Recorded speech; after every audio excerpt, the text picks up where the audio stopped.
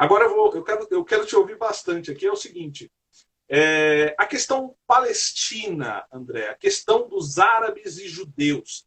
Fala um pouquinho sobre esses dois estados aí que está querendo se formar, essa questão toda que está emergindo aí na região ali, por favor.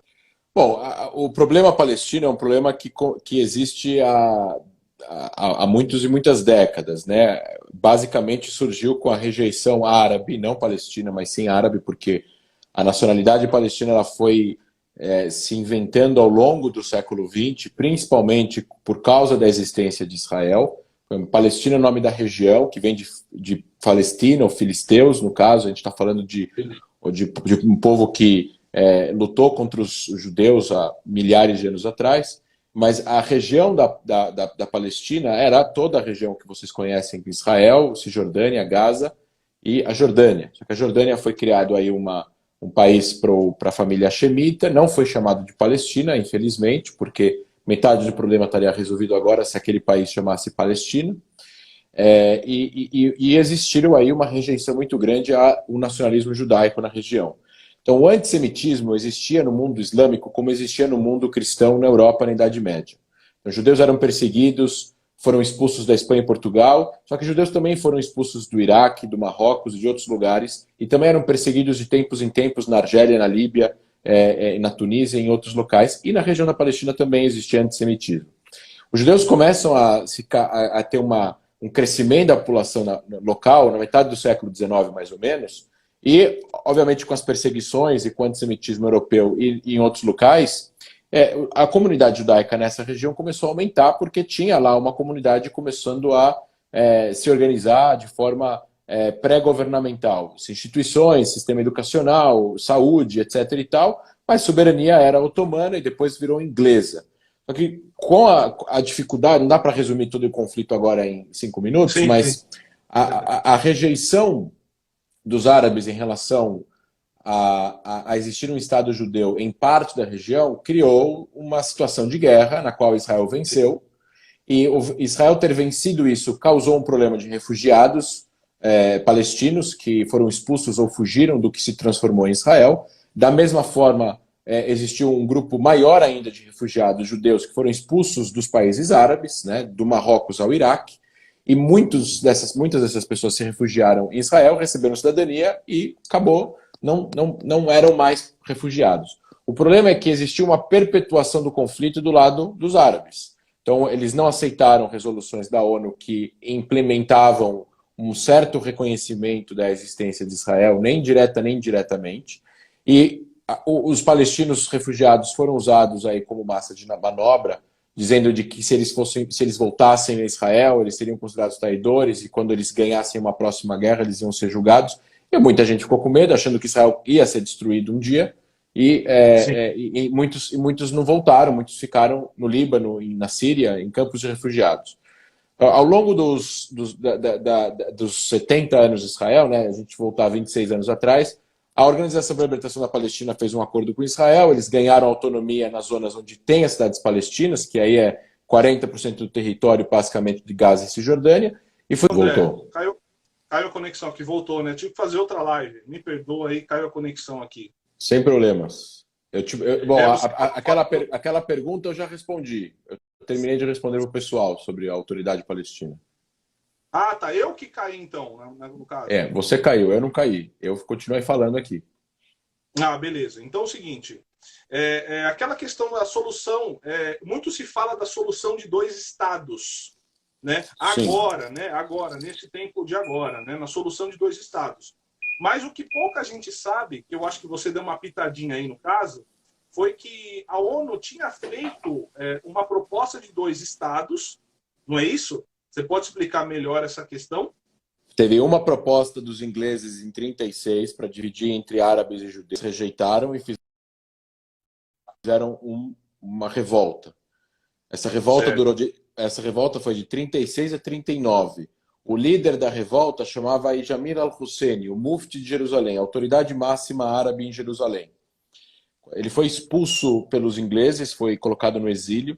Foi em 41, depois do começo da Segunda Guerra Mundial, ele se encontrou com Hitler E ele era um nazista. Ele pediu para Hitler trazer as suas forças para a região para matar os judeus lá também. Em Então, 36, isso, em 36 foi a revolta acaba em 39, em 39 começa a Segunda Guerra Mundial, em 41 ele vai para Berlim, se encontra com Hitler, e ele até acaba fazendo uma passagem das forças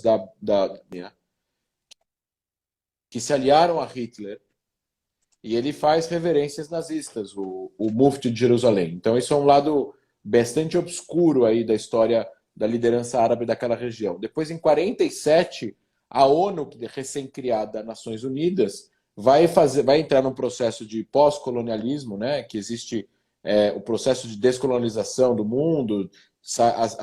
As pessoas que tinham, os países que tinham mandatos para regiões, eles vão acabar tendo que abrir mão dessas regiões, e aí a região da Palestina vai passar por uma votação, e essa votação é aprovada na Assembleia Geral da ONU. Agora, existe aqui um erro, tá? A ONU não criou Israel, a ONU também ela aprova uma resolução recomendatória. Ela não tem obrigação de ser cumprida se as partes não concordam, mas ela tem um grande peso de legitimidade internacional. Então, a resolução que passa em 47, presidida pelo diplomata brasileiro Oswaldo Aranha, fala em uma divisão em 2 estados, um estado judeu e um estado árabe. Não existia o nome Palestina e Israel até então. Os judeus aceitam, os árabes rejeitam, mas aí não são os árabes palestinos, então falando de toda a Liga Árabe, que eram na época 13 países, eles rejeitam, começa uma guerra civil, e essa guerra civil vai durar o fim de 47, o começo de 48 até o maio. Aí, em maio de 48, os ingleses se retiram da região, até o último soldado, eles decidiram tirar a região. Uma vez que a ONU vota, eles saem da região. E aí Israel declara independência no dia anterior, né, às 8 da noite do dia 14 de maio de 48, e dia 15 de maio começa a Guerra de Independência, ou seja, é o exército do Líbano, da Síria, da Jordânia e do Egito e do Iraque que invadem a região, tentar impedir que Israel consiga, de uma certa forma, executar a sua independência, exercer essa soberania na região. E essa guerra dura 1 ano e 2 meses, mais ou menos, para acabar, e ela acaba com acordos de armistício e cessar-fogo entre Israel e todos os países que fazem fronteira com Israel. E Israel sobrevive à guerra, significa que a guerra foi vencida por Israel. E então existiu a proposta de 2 estados em 36, em 47, depois teve uma proposta em 67 de paz no fim da Guerra dos 6 Dias, que os árabes rejeitam também na Liga Árabe, que é o famoso 3 nãos, não a negociações, não a paz, não ao reconhecimento de Israel, que foi na capital do Sudão essa reunião, em 67, por isso que foi tão emblemático Israel fazer a paz com o Sudão agora, porque foi no Sudão que eles declararam os 3 nãos. Depois teve aí as negociações em 2000, que o Barak, na época, oferece para o Arafat também 2 estados, ele rejeita. E depois, em 2008, teve negociações com Olmert, que era o primeiro-ministro antes do Netanyahu, que ele ofereceu também muita coisa para o Abbas e ele rejeitou. Ele, na verdade, não respondeu. Ele nunca respondeu à proposta. Então, assim, teve 4, 5, 6 propostas aí de paz que os árabes rejeitaram. E todas as vezes que há muita proposta de paz, depois tem alguma guerra, Israel acaba ganhando essa guerra e aí acaba tendo novas conversas de paz. E o que nós temos que nós temos visto nos últimos anos é que Israel, no final das contas, acaba, de uma certa forma, sempre tendo que dançar entre manter a sua segurança, responder a atos de violência, porque não tem como não deixar de responder, e tentar sempre estender a mão para o lado diplomático. A questão é que, do lado diplomático palestino, há uma trava.